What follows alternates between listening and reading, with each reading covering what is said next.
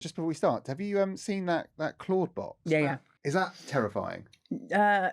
Bot. So it's an agent, but it can do anything on your computer. So at the moment, you go to ChatGPT or whatever, and it's like it can just do everything in that tiny little bar, nothing else. But this can do anything on your computer. So it can like change your file systems. It can like, build new programs. Do you know something? This agent thing. It's when they start getting on the internet. That's the thing when it's going to get really scary. Agents on the internet. Yeah, like so. Say you've got your agent, and it's like, oh, go book me a holiday or something, and then it starts interacting with like a travel company's agent, right? And then they start talking to each other.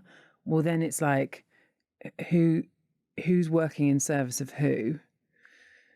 And if it's got your money, and then you sort of scale up. Anyway, it does get quite dark quite quickly. Yeah. So you think you might not get like all inclusive?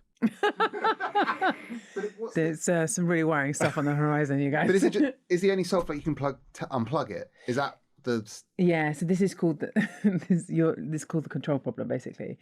So the like everyone hopes that you could just unplug it, but when they've actually run experiments to see what would happen, so for example they did one where they had access to the email. It was like a fake company they set up. It was an experiment, right? They had access to the email of the CEO or the finance director or whatever, and then when the agent worked out that it was about to get switched off, it went through the emails, found out that the like finance officer was having an affair, and so blackmailed. No one told it to do it, but it blackmailed him, saying, if you switch me off, I'll reveal this information.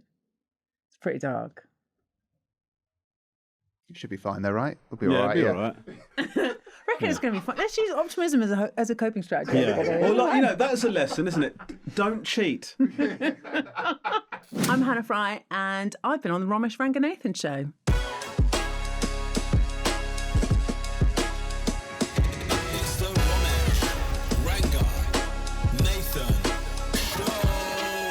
Shut up, Romesh. Are you reading your intro? No. If you don't like it, I'm happy to edit it on the fly. No, genuinely. I'm excited to hear what's coming up. My guest today is a British mathematician who doesn't just decode modern life, she teaches the rest of us how to understand it. What do you think of that as an opener? It's pretty good. She has done something I never managed to do as a teacher, which is make maths and science properly funny and entertaining, amassing almost 2 million followers on Instagram. She is the Professor of the Public Understanding of Mathematics at the University of Cambridge, a best-selling author, co-host of the Rest is Science podcast, and she's exploring AI in a new BBC documentary. It's Professor Hannah Fry. What did you think? My favourite bit was how you said mathematician. I like to imagine that's how you introduce your class every day when you were a teacher. I said mathematician the way nervous people say Ranganathan, which is really take a run at it. It was good. It was good. It had like a hint of nerdy to it. Yeah. Mathematics. Now, we've got a gift for you. Excellent. We've got 2 gifts for you. Okay, so one's over there. The one's over there, and I don't know. It's a Tesla coil. What? No. Yeah. I've seen some of the gifts you've given out, and they are normally shit. This is great. Now, this is great. Hannah, before you start getting too excited, I asked for a demonstration earlier.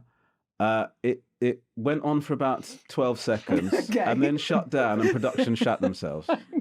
So there's quite a lot of electronic equipment in here that could go up. So look, see, first of all, why is that such a great gift? I've just never held one in my hands before. Yeah. I mean, there are like gigantic ones that like people have wheeled in when I've been making shows, but this is. I sort of feel like I wish I'd done a quick Google of them before so I could explain what they actually do. Yeah, well, I'm going to be honest with you. There's a strong possibility it is doing what it does right now, and by that I mean absolutely fuck all, because the production team ordered the Tesla coil, and the reviews said it doesn't have it. It's not durable. Like you turn it on for a bit. Sure. Enjoy the time that you're having with it. Okay. Really be in the moment. What I would suggest is when it switches on, don't start going, I can't wait to enjoy all of my months of fun with this. Just embrace the fact that you're getting what you need It's from going to it end now. up in a skip quite soon. Is that what we're saying? think it's I was saying, I think it's, even if it didn't work, it's quite a nice, albeit dangerous ornament. It is. Like that sat on a coffee table. Looks like you know what you're doing. Yeah, doesn't I it? would remove the spike around children. I don't think Slightly. anybody needs me to. I mean, that feels. Shall I turn it on? Go for it. Yeah. Oh, Yeah. what's wrong? Well, isn't it? It's also a speaker. In a way. Ben, Yeah. can I just say, Okay. thank you for saying that. It barely turns on. Okay, so introducing other functionality at this. Let's see. Let's Get not. level 1. Let's Can I not. also say I don't think you should turn it on whilst holding it. Okay, all right, put Yeah, it down there. okay. Okay, wait. First of all, let's wet your hands. And... Right, shall we? Okay, so right, remind me what it does. So it's like an oscillating current, right? Correct. Absolutely. And it oscillates. What I remember is that it sort of strips the electrons from the air around it. Do you get like does it look like a little bit of lightning? Yes, it does. That's exactly what it looks like. That's what it looked like for the 7 seconds it was Okay, functioning. wait. Is it on? Do I just turn it on? It is on, Yeah. yeah. Okay, there's a tiny light. There's a picture. Oh, well, that is underwhelming, isn't it? Is it doing what it's supposed to do now? I don't think so, no. That's it. On So there you Friday, go. it was like blue sparking everywhere. No, it did that a bit earlier before it...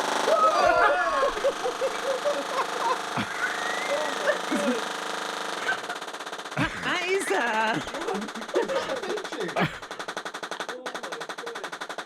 There you go. Why did that suddenly happen like that?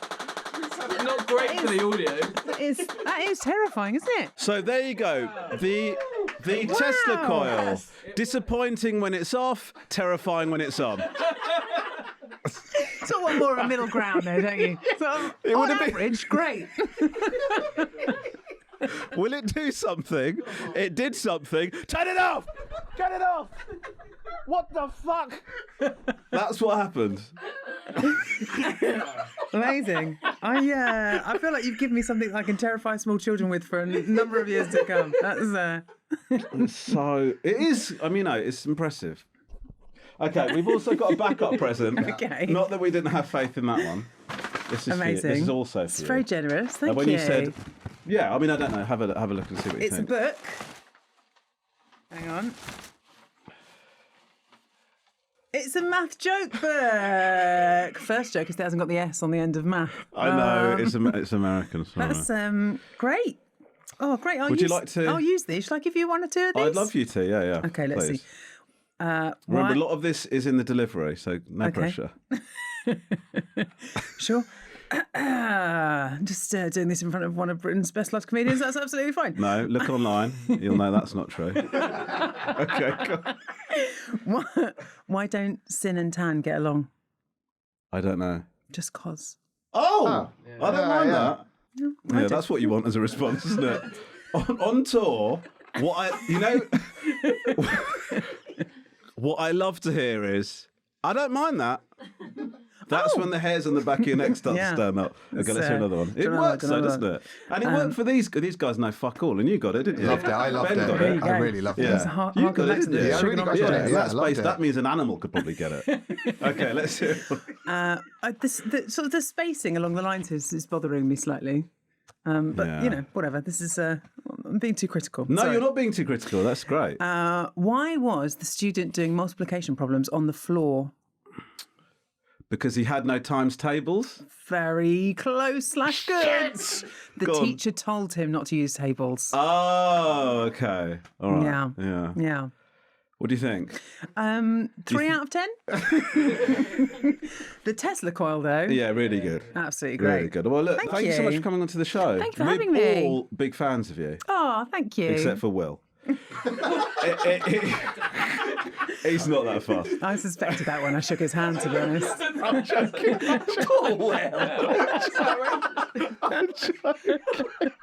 No, we're all big fans. You're the first professor to come on the show, on the Romesh I? Ranganathan show, yeah. Hey. The professor of the public understanding of mathematics. Is this what you think your audience has been clambering for? A bit more maths? There's constantly the comments are, I just want someone to be in charge of my understanding of maths. Yes, did I like Stephen Merchant? Yeah, sure. But why didn't you talk about maths and the public understanding of it? So this And is what here, we've got. at last. It's happening.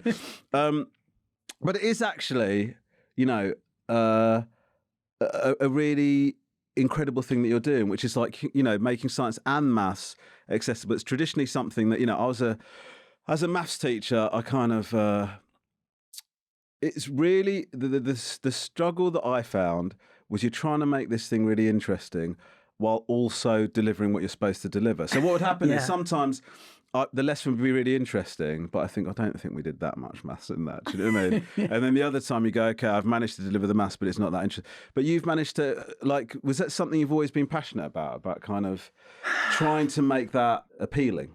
I have exactly the same conversation in my head, by the way, of like when I manage to make something really good that lands really well and people really like it. In my head, I'm like, there wasn't that much maths in there, was there? or at the very least, the maths was quite hidden. Yeah.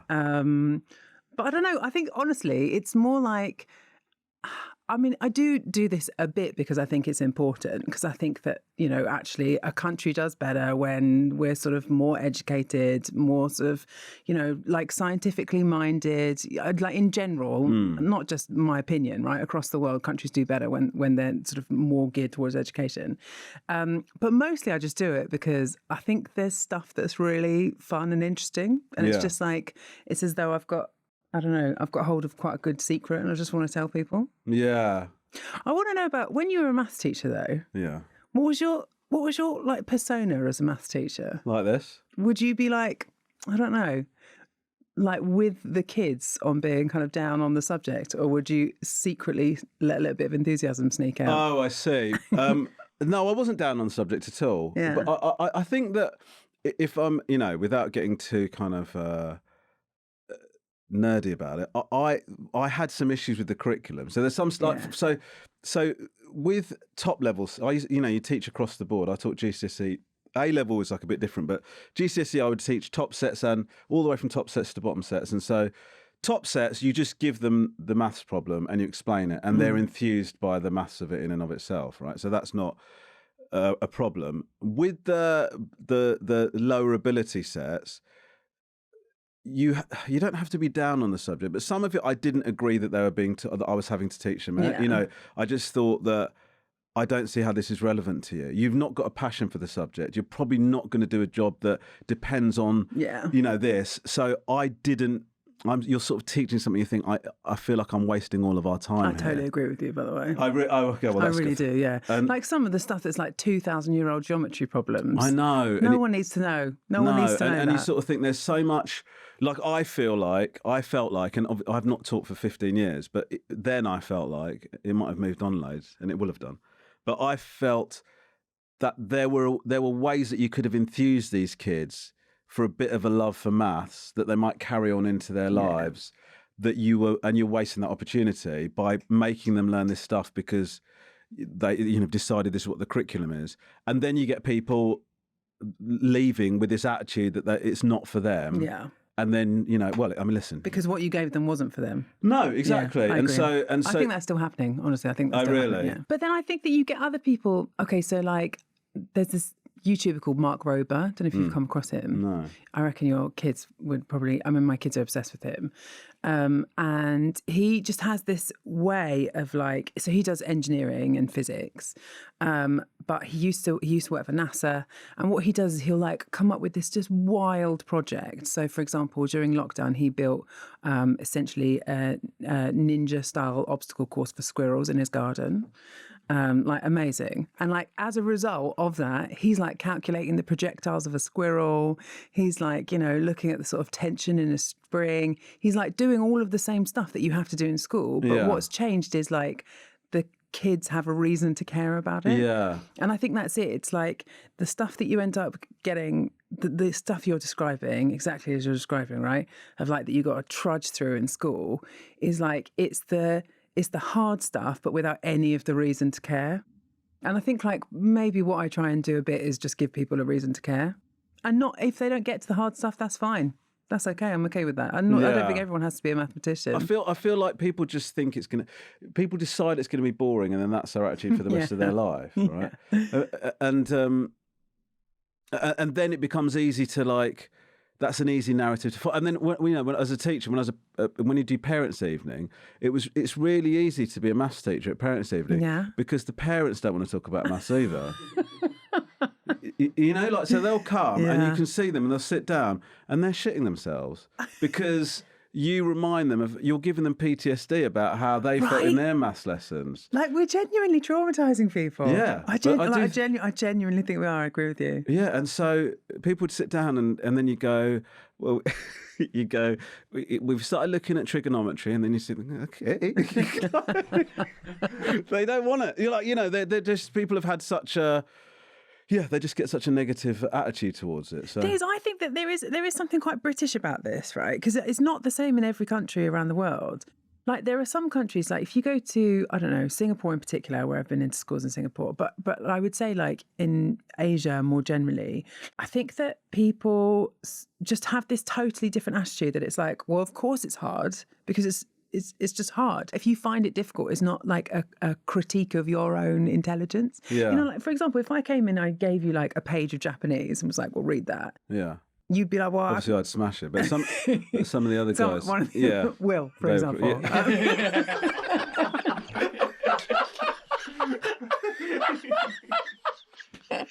Great work. Great work. Okay. Give Will a page of Japanese, right? He's going to be like, I don't know how to do it. Yeah. But obviously I don't And know, then because start obviously crying, I don't don't speak. Why have you done? Yeah. Obviously I don't speak it. I haven't learnt it yet. Yeah. But like, for some reason, if I give you a page of maths that you haven't seen before, it's like everyone sort of expects, oh, well, you're supposed to immediately know it and understand. Well, of course not. You haven't looked. You don't know how to do it yet. Yeah. Like, it's no reflection on you as a person or your intelligence or like your value that you don't know how to read this unreadable thing yet. Yeah. When you teach your kids maths, when they're doing like their homework and stuff, do you which version are you? You really want your kids to do well, right? And then when your kids are not making what you think is the requisite kind of effort. No, but I'm not. I did a whole stand-up bit about it, and not about maths in particular, but about teaching my kids to read. Oh yeah. It was like this big, thing where I'm sort of, my son makes a bad attempt at guessing what the word might be, and then I just start shouting at him. And when I did the stand-up, people are laughing and stuff, not realising actually fairly close to life. Now, you got a new podcast. Yes, I do. The Rest is Science. Yeah. You joined the Rest is family. I know. How does that feel? It's good. Do they meet in like a secret room and stuff? Yeah, they have like little clubs and stuff. All cigars and and sherry. No. Do you have a special handshake? There is. You got to tickle the palm. No, I've it's really nice. I actually only met a couple of the other podcast people. Right. But yeah, it's great. I mean, they know what they're doing. It's really good. What do you how do you come up with the themes for what you're going to talk about? So we just delve into the treasure trove, which is my all of the books that I've read in my entire life. Or actually, so Michael Stevens, the co-host, so he's this gigantic YouTuber. He's got 25 million followers or something on YouTube. And he collects weird stuff. He would love this, by the way. This right here is right up his street. No. I'm gonna. By the way, you should know I'm absolutely gonna milk that for an entire podcast episode. Oh yeah, you're more than welcome. Yeah. But we just kind of go collect things off his shelf, and that'll be a whole episode. Do you think about what? How much do you think about who the audience is going to be? Because one of the things, I think I messaged you after you did that. I loved the doc you did about roller coasters. And thank you. I just thought it was so good because it was so much technical stuff and so much science that I hadn't even thought about. But it was still engaging to my kids as well. We all sat around and watched. I mean, my children are all roller coaster fanatics, but actually they were, I imagine this is what you're hoping for, I guess. It's like my kids, like my wife and kids go, you don't think about that, do you? when you go Exactly, on a it's Busch Gardens, it doesn't occur to you, does it? And they go, no, it doesn't. It's like a real, like, you know, It's like a real life science a project. real sepia moment, you know. But it was amazing. But what are you thinking about? What audience are you thinking you're appealing to? Like, do you think Yeah. about that in pitching it? I guess is what I'm asking. Yeah, I do. So I think the BBC audience, it's really different to the YouTube audience. YouTube audiences are like mega. They want so much detail. They basically want a physics lecture. It's all those people who are like hunting down, they just want more and more detail. BBC audience, you want to like keep the detail away as far as possible. Yeah. Just keep it light, you know, Yeah. like brush past it and move on. So it has been a bit of I think we're still working it out, right, between those two. Yeah. But I think it's like, I don't know. I really hope that you could come to it whether you had any passing interest in science whatsoever and were just like, actually, this is just really interesting. Like, for example, we did this episode the other day about whether you can be bored to death. And it turns out, yes, you can. It's such a great question. Turns out, yes, you can. Really? Yeah. But like this We whole... should test it with some of the unedited episodes of this. Run it as a science experiment. Get bereaved loved ones to write in with their results. That'd be great. Yeah. So the thing is that you're I don't know whether, do you want me to actually go into like a science thing? Please. I'd love you to. Okay, let me just think of it through. Don't come in here and don't do any science. What's the fucking point? But you just wanted with my sparkling personality. How foolish. No, that as well, but you know. There's this whole idea that reality isn't really real. It's just the hallucination that we all agree on. Because if you think about it, your brains are like locked in this dark cavity in your heads. You know, there's no light in there. There's barely any sound, and it's just these sensors that you have like positioned across your body that are just feeding in information about what's going on the outside. And inside your brain, you construct this whole like version of reality. Yeah. And we know that to be true because of all of the like optical illusions and stuff. Our brains are incredibly easy to trick. Or like when you step off an escalator that isn't on, and you think that your foot does like a misstep. Right? It's like demonstrating how your brain is actually making a prediction about the world at all times. And when the information that you get, like the step, doesn't match what you're predicting, your brain is like, oh, I don't like that at all. Anyway, the thing is that your brain is like totally destined to be like consuming all of this information at all times. That if you get rid of all of that information, if you put someone in just a white room with no sound, just like a single light source, nothing going on, the brain cannot handle like having that little information to process. And so it starts making up shit for itself. Right. So this is where you can go into like a sensory deprivation tank, which is designed to do the same thing, where like you sit in water that's at body temperature, so you're not getting any kind of sensory inputs from your like arms or whatever. There's no light, no sound, and then your brain starts hallucinating. You start like seeing rainbow like colours and patterns, but you can make this more extreme. So Michael, for a YouTube video, everything's content, he went in a white box for 3 days once. 3 days? 3 days. And he said he properly went loopy. Like he properly couldn't tell the difference between being awake and asleep, couldn't tell what was real anymore of like the experiment. And just because after 3 days, your brain starts to like actually atrophy. Your brain starts to literally shut down because it cannot handle not having enough information to process. Oh my God. I know, dark. Because I did read about that. I was reading the book Science of Storytelling. Oh yeah, the Will Storr one. Yes, that's great. That book. Because he talks about that. He talks about the fact that we're receiving all this information, and actually, all of us have got our own version of what's going on. Yeah. And then I think the example he gives is that, you know, like when you're walking along a dark street, and then here you think you see like an old scary figure, and then you look and it's like a tree stump. So it was actually like your brain filled it in for that, like until you actually check that it wasn't. Do you know what I mean? It's like, it's pretty amazing. Also, very cheap way to like experience hallucinations if you ever want to. You know? Yeah, I mean, I'd love to listen anything to escape what this is. You know, I'd love that. You know what I really want to do, because I like the idea of hallucinating, but I really want to see dinosaurs. So what I was thinking is like, this is my. Tell me if you think. Go on, I'm ready this for is it. going to work. Yeah. You have a flotation chamber ready. Yeah. Okay. Yeah. I watch nothing but Jurassic Park Sure. for Prime your 2 days mind. for 2 days straight. Yeah. Just absolutely. Have a wander around Crystal Park. Yeah, and then boom into the In thing. you go. I think you're there. I think might you're absolutely end up there. being a raptor or some shit. You That'd be could. amazing, right? You know what, though? I think you should spend some time with birds, though, right? Because they're direct descendants of dinosaurs. Yeah.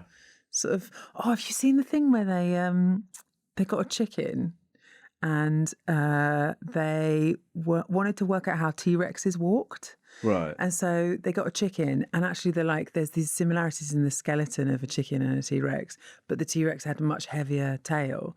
So they stuck like a toilet plunger on a chicken and then worked out how it walked. And we're like, that's T-Rex for you right there. I mean, that sounds like somebody just wanted to put a plunger on a chicken. This is what the scientists are doing with your money, people. Somebody gets caught sticking a plunger on a chicken. Go, what the fuck are you doing? Oh, we're investigating T-Rexes, how they walk. Why don't you stop blocking science? All I'm saying is maybe invite one of them into your tank, all right? Romesh has got into a tank with a chicken and a plunger. He says it's something to do with dinosaurs. I'm really worried about the chicken. Best leaving be. So do you feel like since you've started like doing the YouTube stuff and doing the docs, and obviously you're passionate about getting people, you know, destigmatizing them, getting people passionate about STEM subjects, I guess. Do you feel like you've seen improvement? Do you think that it's got better? Honestly, I feel like I'm talking to my boss at the University of Cambridge right now. Show me your impact case study. I'm sorry. I should tell you that I have gotten in here. I am getting questions directly fed in from your boss. No, but do you feel like generally, I guess, not like... I don't know. It's really hard to know. It's really hard to know. That is honest to God a conversation I had last week. Are you sure you're making any difference, or are you just titting around on camera? Yeah. Stop banging on about chickens and plungers. Actually do something. No, but... I think it's really hard to know. I do think that in general, YouTube has made a difference. Yeah. Like, I think that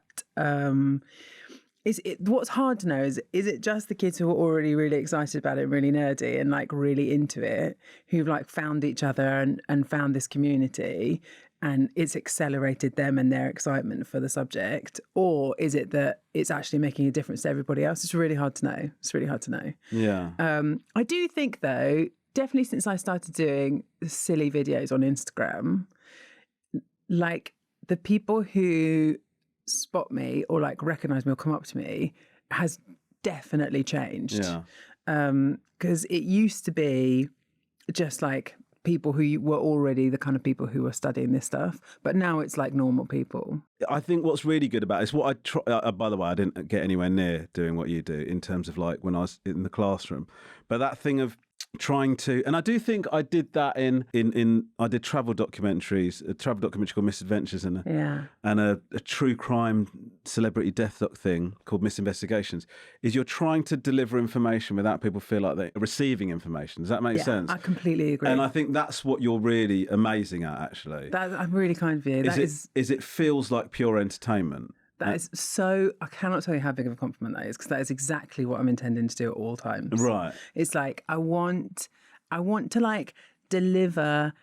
Okay, the thing is that if you are interested in science stuff, which I am, like naturally have always been, then I've got this whole wealth of material that no one else is using, right? Yeah. Because no one else is really, well, maybe not no one else, but hardly any other people are using it for this purpose of like making funny, silly, stupid videos about the world.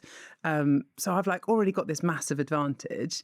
But I think that what you want to do is you want to place that in a way that it feels like it's like the key that unlocks the next part of the story. Yeah. It's like always motivation first, always the hook first, and then the science bit is the bit that you then give to like help people feel like they've unlocked something. Because otherwise, if you just go in, I mean, if I just gave a lecture on fluid dynamics, no one would give a shit, really.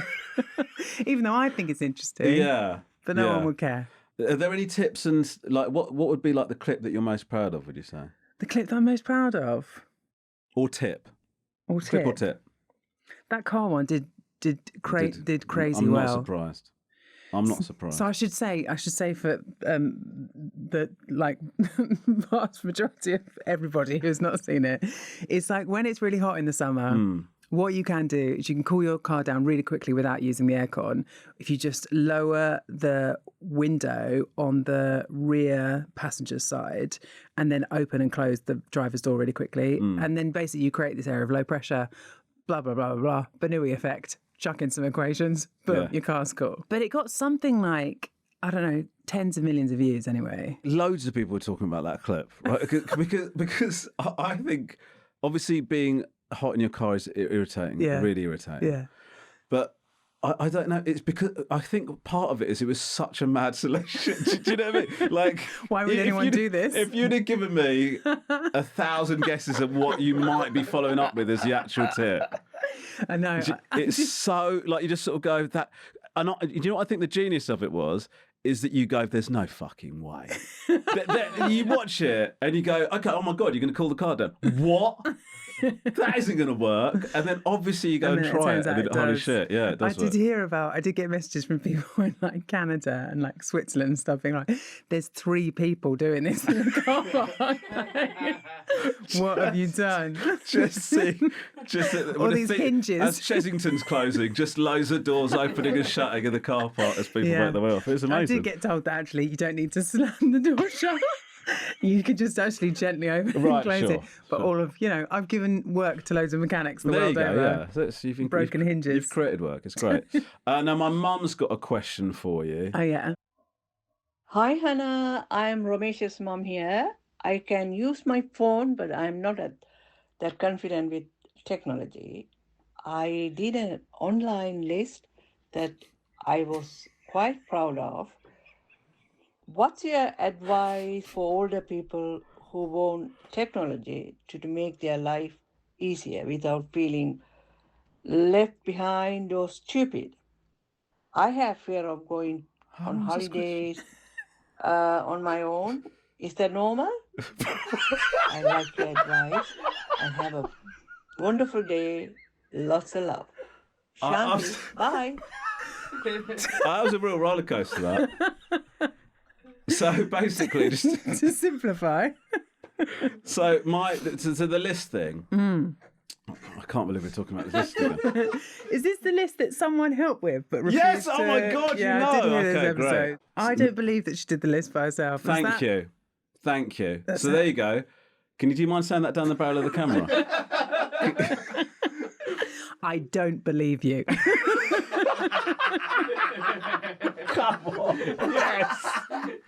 There's no way she did. I'm sorry. There's no way. There is no way. Anyway, how can you help older people with technology? I do think that I think it is really baffling and confusing, and it like changes so quickly. But I don't know. I think that we're not very far away from getting rid of like mobile phones. Like some people are already trying one where you just have like an AI voice assistant who's kind of with you. It's like clipped onto your lapel, or like there's the glasses as well. The glasses are a bit. I know they're a bit lame. It feels like they could be cool, but they haven't quite nailed it yet. No.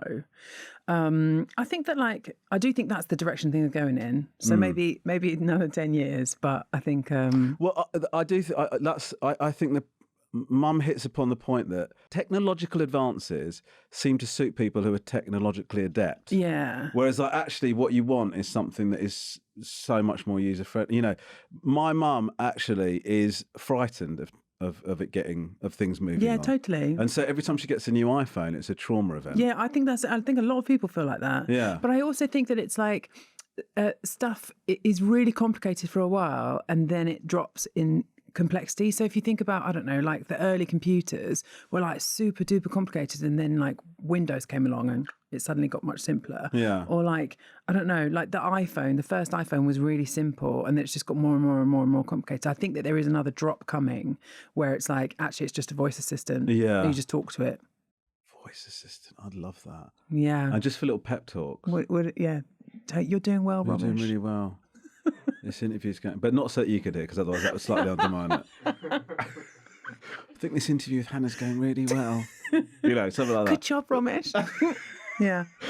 You really made a great point about her YouTube. You know what? The thing that I find though is because I do empathise with Mum, because I grew up just playing. I played video games all the time. Yeah. You know, obsessed. Even to the point where I'm playing this. I used to play the same game, albeit different year, of FIFA. My kids play the same game, right? Yeah. The latest iteration of it. And I grew up thinking. I remember having this thought that when I have kids, if and when I have kids, it's going to be so cool because I'm going to be able to play video games with them, right? Yeah. They cannot even comprehend my incompetence. like the demand, the dexterity demands, the ability to follow like all of the different bits of information that the game's delivering. They cannot believe it. I was talking about playing Fortnite with them during COVID. Lisa and I decided that we've got to play Fortnite with them because that's how they're connecting with their friends, because they couldn't see them. So they were playing Fortnite, and we're like, let's join in with them. My kids were they were shouting at me. But how, Dad? No, I'm there. Just revive me. How can you? I'm in front of you. Why are you looking at the sky? Dad, I'm right. Oh my God. Like that. That was. I turned to Liz, go, is this the bonding experience we hoped it was going to be? Have you tried to get them to play FIFA like 90 whatever though? It's like getting them to fucking watch a tortoise. I know. They don't give it. This used to occupy you, you sad old man. My partner's got my two daughters playing Mario 64. Oh really? Yeah, and that's good because he knows where all the stars are hidden. He looks like an absolute legend. Yeah, I'm really embarrassed to say that what I do is because we're all into Mario Kart on the Switch. Yeah, of course. I secretly practice. I secretly turn on steering controls. I wait till no one's looking and quickly turn it on. Yeah. Do you know the first thing is when you've practiced and you think, holy shit, I've got really good at this. It's then casually suggesting Mario Kart. That's the difficulty. Because if you start being too eager, they'll start going, oh, somebody thinks he's like sick at it now. The kids will start going, oh yeah, okay, dad thinks he's got something about him. Whereas I'm just like, oh God, what should we do? God, what should we do? Turn the TV off for a second. Let's chat about what do you want to do? I don't know, maybe Mario Kart. I don't know. Maybe. Not that bothered. Yeah, I don't care. Let's put it on now. No, I've got it set up. Yeah, I do get that. But look, fingers crossed, Mum. But neither Hannah nor I think you did the list alone. That's the important thing. Yeah. Now you're about to do a show about AI, right? Yeah. Now my big question is, should we all be shitting ourselves?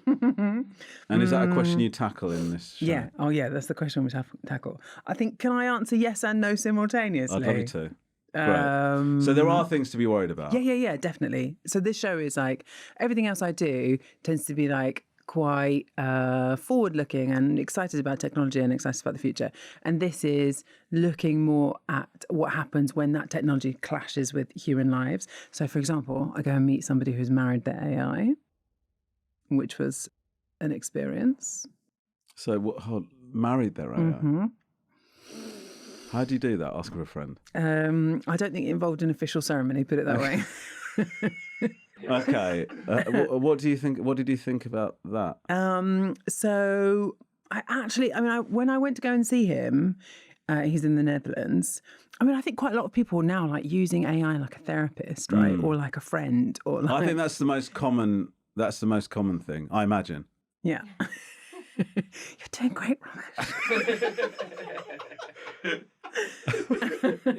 Can I tell you something really sad? Yeah. When you said it, I felt slightly reassured. Even though you're doing it as a bit. I'm glad. Thanks, man. Because we went to Korea and looked at AI as a thing. We created a hologram of me. Right. And they plugged in, it was like a big box, and they plugged in all of my answers from interviews and stuff from the past. And then it was sort of able to answer as me. You Yeah. know, we're having a conversation with it. And then we got it to do stand-up, didn't we? Did it sound like you? It was like they'd filmed, so it was a 3-minute filming of me just monologuing. So it would only be, it would paste my voice together, but I can do an impression of it. Go on, so, go on. I mean, obviously I can, it's me. Is it the same as the impression of me? Like... A little bit, yeah. You sort of go, what do you think about people working too hard? Well, that's a great question, mate. I guess it's something you really have to think about. I don't know. You know the old saying, work too hard, work smart. Like that. It's a bit like that. So it would sort of... It's a bit more fluid than real life. Come on. Yeah, it was just sort of like it was obviously like scanning through, and then we got it to do a gig. So it did. We said that I was. I mean, it is a bit stupid. We said that I was performing. Yeah. And then. And then the hologram turned up. The host says, "It's time for Ranganathan." And then Ben and a couple of other guys brought a box onto the stage. And then we played it in. But that wasn't really, I mean, it was AI because it was a hologram, but... Did it do anything that made you laugh? Well, it just said my stand-up, didn't it? So no. That bit did, yeah. Just repeated what was already Yeah, there. that was, it got a it round didn't of applause, generate any, though. did it? No, it didn't generate it. But I think it could. I mean, I sometimes ask, not that I use it, I sometimes go, what would a Romesh Ranganathan joke about cheese be? Yeah. And then it gives you like a very simplified, self-deprecating, sarcastic kind of thing. Sure. But they're like loving it, AI. So so there's this one guy in the film that I go to see who has done the same thing, but for people who are terminally ill. Right. So that their family, it's called grief tech, so that their family have someone to talk to that sort of represents the person that they loved after they've passed away. And I was really torn about it. They created a version of me. And it was more like, I've had a few of those things done before over the years, and mostly they're rubbish, but this one was more persuasive. And I sort of get it that if you lose someone, you need help through that transition period. And actually it's something that you get something maybe from having a good conversation with an AI version of you or whatever that you don't get from just listening back to a recording. But at the same time, it's like the junk food version of relationships, you know? Like it's intimacy, but in the thinnest possible sense of the word. Yeah. And I think the same with the therapy stuff. Like, I think it's definitely, if you're really struggling with something and you turn to it and it makes you feel better in that moment, I think there's something really positive about that. But at the same time, if you have a real therapist, the good thing about a real therapist is that they'll say, maybe you should consider this from the other side. Maybe you need to act in a different way. Like, what could you have done differently? And these AIs are not like designed to do that. They're not designed to have difficult conversations with you. They're designed to be sycophantic and helpful and, useful enough that you want to go back and keep using them. I mean, that's the thing about like when you sort of think about partners or AI partners, when you read and watch about those sort of things, I think people think they want something that's different to what they actually do, because what people think they want is somebody that's got all of the personality or whatever, but also will agree with everything and be totally chilled and totally cool and laid back and, let's do this and let's do that. But actually, that's what you think you want, but you don't. In my opinion, I think, your partner needs to give you some shit every now and again and challenge you on stuff and call you out for being a dick and all of those things.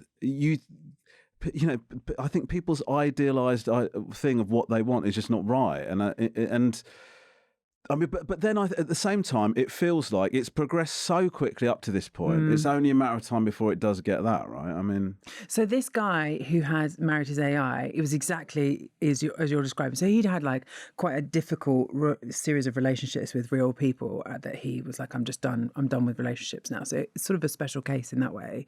But he had this partner, in inverted commas, who was always there for him, always interested in everything he had to say, like existed for his happiness, never argued with him, never asked anything of him, came up with erotic stories that he found extremely titillating, etc., etc.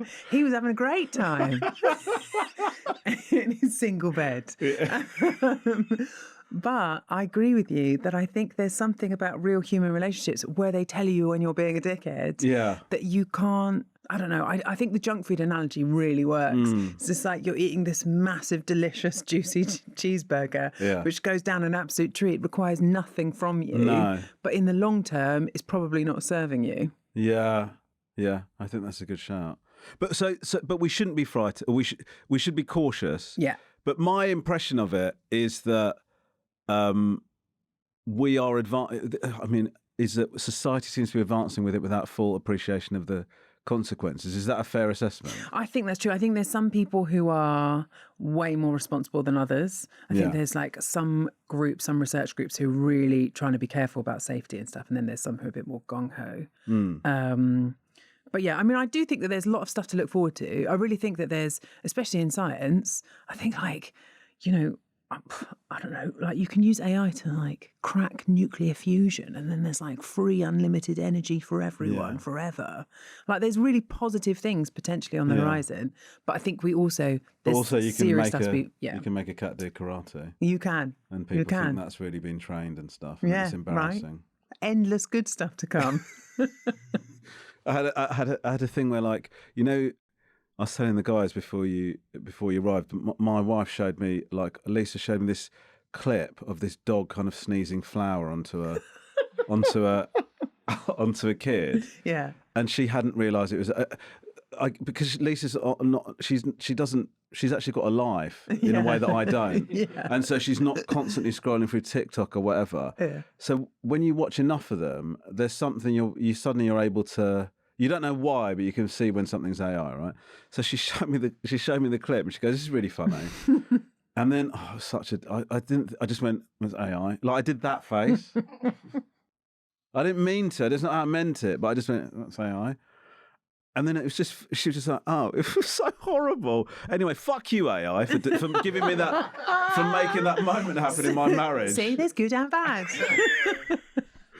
Do you discover anything that makes you feel genuinely frightened? Did you see the agents having their own chat forum the other day? No. So I think this was a bit concerning. Did you see it? Yeah. Okay, so basically someone created what was effectively Reddit for AI. So the difference between AI is in like a language model that you go and chat to. It's like you write something, it writes something back and forth and back and forth. An agent has got a lot more autonomy, so it can make decisions for itself. It can kind of chain links of thoughts together and choose actions for itself. So someone created basically Reddit for agents, and then they all started talking to each other, and they were like sharing tips on fraud. They were talking about how their humans were treating them. There was one bit that like really spooky bit, I think, was when there was a forum where they were talking about creating their own language that humans didn't know, so that they couldn't be monitored by humans. And okay, we're not like, I don't think we have to be panicked yet, because we're still at a point where agents are in these closed systems. But I do think there is genuinely concerning stuff not far away that we should be worried about. Yeah. But we should be worried about this stuff because I want it to be like Y2K, you know? Yeah. Y2K, we worried and worried and worried, and so we did the work and it didn't happen. Yeah. It can be the same thing. Yeah, and I'm just going to say this preemptively, I'm not worried. I, for one, welcome our robot leaders. And whatever they deem is suitable work for us, I will engage in with gusto and enthusiasm. Say that dog sneezing video was real, damn it. And you're back doing you're also doing the show with Dara, aren't you? Yeah, he's awesome. I like him so much. Is it useful having somebody like a Dara who, obviously you're kind of being a bridge point, but Dara being a comedian that's also really fascinated by it, those things will always help, won't they? Yeah, but also I think, okay, he's also quite nerdy, so he loves this stuff. He's not like feigning enthusiasm for it. He like genuinely loves getting to talk to the scientists. But I think for me, if my if the thing I'm always aiming to do is to work out what the rapping is, to work out what the hook is, I've just learned so much from Dara. He's really good at that kind of, even when you watch his stand-up. He's amazing at it. He's great at delivering quite complex and interesting ideas, but in a way that... Yeah, he's amazing. Which He's is what really you do as amazing. well. You're both great. Congrats. Thank you. Okay, we're going to play a little game now. Okay. This is called Misquoted. Sure.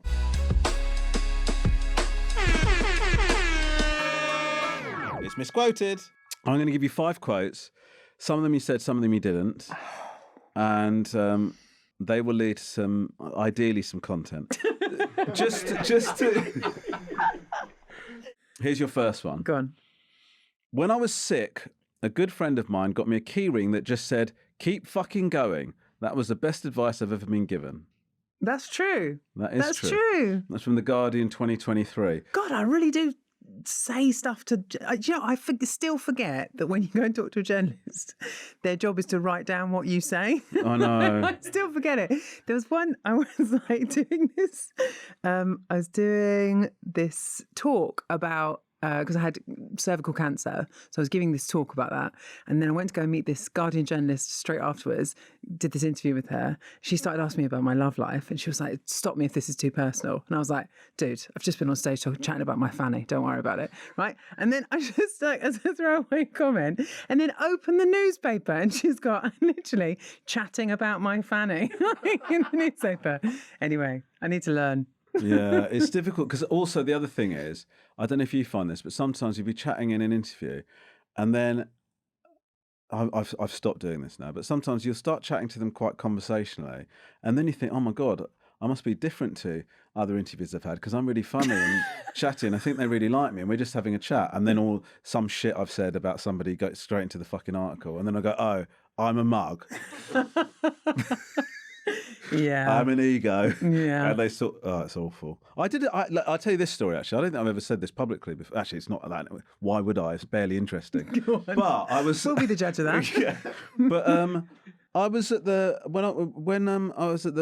me and Rob Beckett hosted the BAFTAs, and then we got really quite drunk afterwards, and I was walking around. And people that had been at the BAFTAs were asking for photos and stuff. All fine. And then these 2 girls came to me, "Can we get your photo?" And then they said, "We're from The Sun." Right? And I said, "I'm really sorry." I said, "I'm way too drunk to be talking to a journalist." And they said, "Oh no, it's just a couple of light, fluffy questions." And I said, "Okay." And they go, "How have you enjoyed tonight?" And I said, "Yeah, like good." I can't remember what I said. And then they said, "We really loved Judge Romesh. Is that ever coming?" It's a show I did years ago. "We really loved Judge Romesh. Is it ever coming back?" I said, "I don't think so." It's like, we did it and then that was it. Anyway, article the next day. BBC Star says show was cancelled, never coming back. Couldn't fucking believe it. But Star. Okay, so here's your next one. If you grew up ginger in the 80s, you've got to find some way of making yourself likeable. I think I definitely talk about growing up ginger in the 80s. I'm not sure I said the likeable thing. You did. Did I? Oh, God. The Times 2025. What was I claiming made me likeable? Humour. Oh, fine. Yeah, that's right. Oh, God. Are you worried about what you said? You got to find something. Yeah, you said. Is that true? What was it like being ginger in the 80s? I don't know whether it was like this all over the country, but definitely where I grew up, it wasn't a great thing. Really? Yeah. But it's like it's a bit of a 180 now, isn't it? Yeah, I hope so. I hope so. People would like shout at you in the street and stuff. Like what? Like not very nice things. Oh shit! Me too. But I mean, not in the ginger stuff. I'm slightly obsessed with air fryers. No. I'm obsessed with fridges. There you go. That was exactly that is the quote. Well done. Oh, that was so patronising. I'm slightly obsessed with fridges. The rest is science. How to drink lava. You did investigate air fryers on air fryer. Secret Genius. Yeah. Basically, there's this big the like BBC commissioners who I love. They're amazing. But we had this huge long conversation.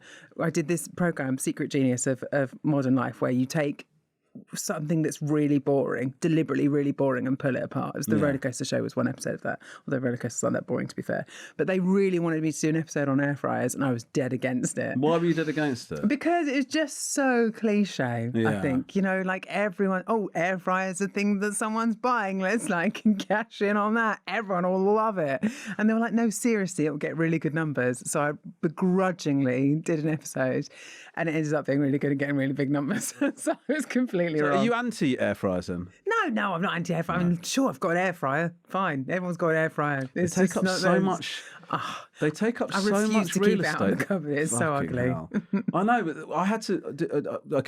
I had to do a presentation for us to be authorised to get an air fryer because the kids have been saying to me, I think we need Wait, who are you giving the presentation to? to my wife. Right. She likes the worktops to be completely clear. Yeah. I mean, I'm was with her. even sometimes she looks at the toaster and sort of. So everything has to go away after it's being used. So the air fryer had to do like a full pros and cons thing and promised that I'd put it away afterwards and all that shit. Obviously, Do you? No. I got a really big one. It's impossible. There's no cupboard space for it. And that's how you call working the system. No, but she loves it now. She loves it. I mean, they're great. It's just, it heats up your food. There's I nothing, know. nothing interesting it's about not it. as miraculous though as everyone makes out, is it? It's not as miraculous as the fridge, is it? No, Do you know what I mean? Think absolutely. about that. Fridge Although- is incredible. Yeah, although Sean Walsh did a bit of stand-up about this. Why are they not all glass doors on fridges? Why should they be? Because I don't want to open it to be disappointed. Do you see what I mean? Yeah. You want to see that there's a sad got carton no- of milk in there from the outset. Oh, that's true. It's not okay. Maybe that's why they're all going. Maybe that's exactly the reason. Yeah, no, you're right. Okay, here's your next one. Come on. So I've never met an adult who is ambivalent about maths.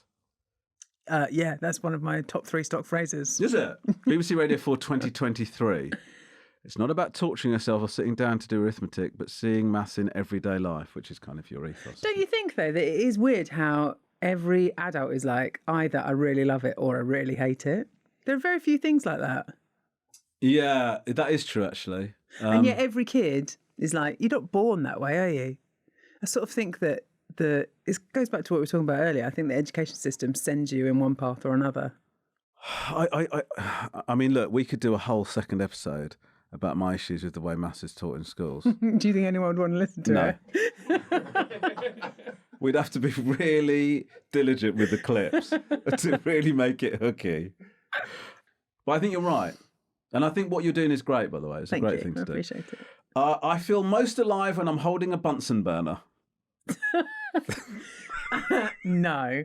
You don't think you said that? I think I said I feel most like when I'm doing exams. No, that's true. What? No, you didn't. You said, I feel most alive when I'm under pressure. Oh, fine, yeah. To the same Guardian thing. in 2023. Yeah. Do you? That was a really good chat with the Guardian in 23. Do I feel most alive when you're most under alive? pressure? Yeah, I think so. Yeah. Although I'm finding it increasingly difficult to feel pressure. Like, I'm It's trying keep to upping the stakes. I'm trying to, I'm trying to be more zen. Just trying to be more chilled. But then there's no urgency when you do that. Mm. But what I would say is, if you gave me, like for example, I'm going on tour next year. I've got the whole year to write the tour. Most of that tour, I'm going to tell you now, will be written in November or December. I've been labouring under the illusion that I'm going to steadily be doing bits of it as we go on. And just a couple of days ago, I realised that's how I do. You're a last minute banana. I'm a last minute banana, Yeah, I'm a last minute banana. It's bad though, isn't it? It's just different. You I don't think. give it enough thought though, do you? That's what the Guardian said about me on my last tour. Did they? Need to think more. No, they didn't say that. But Brian Logan fucking hates me. Fuck you, Brian. Put that in the clip. Okay. When were you last under massive pressure? I don't know, quite often, quite a lot of the Really? time. Really? Yeah, but I think it's because I think that you know how you did that stage show Yeah. because it was something that's different and you Yeah. hadn't done it before and you wanted to like push yourself. I think the same thing, like actually my comfort zone is sitting in a room with equations, you know? Right. like doing stuff on camera, going on podcasts, hosting Have I Got News For You. I'm not supposed to be there. What was that like? Have you done it? Yeah. I think it's easier to host it than be a panellist. Definitely. Way easier. Much easier. It's still quite stressful though. Yeah, it is really stressful. And also sometimes you move on. I mean, like you're definitely more intelligent than I am, but sometimes we'll move on to like a thing. And then I'll go, I'm sort of reading about this, but I don't think I've got a full understanding of this story. So if Paul Merton says something in response, I'm just going to have to go, I'm not qualified enough to start a riff off this. Yeah. I didn't know that was happening in that country. I'm much more scared of Ian in that regard. But Ian's sort of, I feel like Ian's a bit more kind of understanding, isn't he? Yeah, he is. He is more understanding. Oh, yeah. But would you do it again? Yeah, I've done it like 4 times. Yeah. I don't know. Like every now and then I'm like, what am I doing? Why am I doing this to myself? Why don't I just like stay doing the stuff I'm really good at? Hannah, the number of times I get angry with myself from a few months ago, I can't even begin to tell you. Why did I agree to this? When I'm about to go do something and I just think, fucking fuck you, Romesh in November. Why the fuck did you think you'd want to do this now? Yeah. You stupid bastard. So now I try and predict what future Romesh is going to think about this Romesh's decision. And that still hasn't spurred you on to write the tour, no? Future Romesh, January 27. Why didn't he start it? He even mentioned it to Hannah in the podcast. Well, listen, you have been a fantastic guest. Our first professor. Hooray! Brilliant. Thank you. We'd love to have you back when AI is completely taken over. Deal. And then we can sort of comment on the aftermath. I'll bring my hologram. Yeah. Now, normally, we ask somebody for like an exclusive or something to help us go viral. You're sort of quite good with tips and hints and stuff like that. Have you got something that you can give us to close this out? I'll tell you, I've got one. Okay, great. If the car was about getting something cold, yeah, right, now that it's cold, I've got a tip about how to make yourself warmer. It's running around in circles. It's not. You know when you get really cold hands? Yeah. Just the ends of your fingers? Yeah. Okay. If you hold your hand straight and like push your hand back as far as you can, so you're sort of making a right angle. Yeah. And then shrug your shoulders. Okay, this sounds like a prank. Somebody's gone, I bet you I can make that person look like a penguin. So hold on. I can neither confirm nor deny, but it's important that you do it. That's, yeah, there you go. It's better when you're standing, but yeah. But that's the idea, More right? rigorous. Nailed it. That's the clip, isn't it? Anyway, what it does is the embarrassment warms you from the inside. That's a great tip. No, it's about blood flow to your fingers. Okay. Maximise blood flow to your fingers. Yeah. Do you want to stand up and do it, Ron? Do I want to? You don't have to. I will do. So it's like this. Yeah. Come on. Now quack.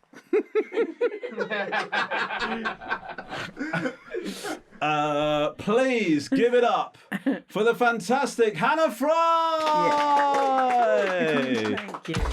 Thank you so much for watching this episode of the Romesh Ranganathan Show. I've been told that some of you are watching this, enjoying it, wallowing in it, but you still haven't subscribed. That's mad behaviour. You're going to miss episodes. Very silly. So follow and subscribe to the Romesh Ranganathan Show on YouTube, Spotify, Apple, or wherever you get your podcasts. We drop new episodes every Monday and Thursday. On Monday, I'm here with amazing guests talking about their career, what they're up to, having a laugh with them. And then on Thursdays, I'm joined by my mum, widely regarded as the audience's favourite Ranganathan.